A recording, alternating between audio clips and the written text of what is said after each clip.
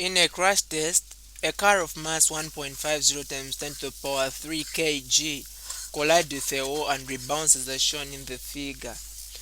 The initial and final velocities of the cars are u, which is, so to represent direction it is negative 15.0 because it's going to the west, and the final one is 2.60 meters per second respectively.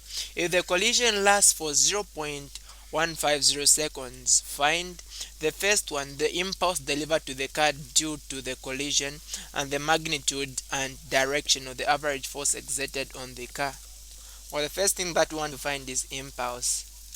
And how do you find impulse? Well, impulse is equal to change in momentum. That is the final momentum minus the initial momentum. That is how we find impulse. And so in this case, change in momentum is going to be equal to m1 v1, that is the final momentum, minus the initial momentum, that is m1 u1. So the mass, we can just factorize it. That will be m, and then we'll just say v1 minus u1. So that is just the final minus the initial. Now the mass of this car is 1.50 times 10 to the power 3 kg. The final velocity is 2.60 minus the initial velocity is what? Negative 15 because of the direction. And so this will give us, I'll start with what is inside. 2.6 minus negative, that would be plus 15, and then multiplied by 1.5 times 10 to the power 3. So that is giving me 26,400. This is impulse. Okay, we can see momentum here is given in kg meter per second, because we're talking about change in momentum, and that's the unit. The unit for impulse is the same as the unit of momentum. We can also give us, because impulse is also force times change in time, so we can also give it as Newton second. I can write this in standard form. So this is going to be equal to 2.64 times 10. The decimal point is here, so I'll move it 1, 2, 3, 4. So that will be 2.64 times 10 to the power 4 kg meter per second.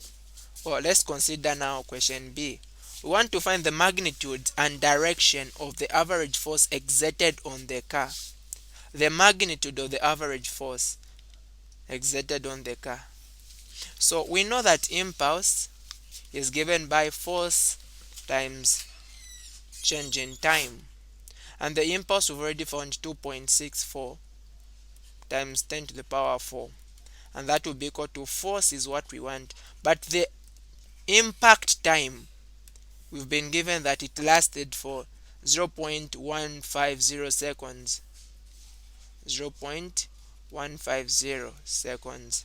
So this will give us force being equal to 2.64 times 10 to the power 4 divided by 0.150.